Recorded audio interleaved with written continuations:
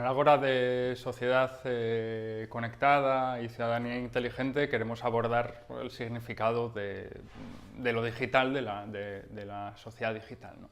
Y además comprender más allá de las herramientas técnicas, los cambios culturales, entendemos, profundos que implican dinámicas relacionadas con esta vida digital, ¿no? La transparencia, la innovación abierta, la inteligencia colectiva, el significado de las redes sociales.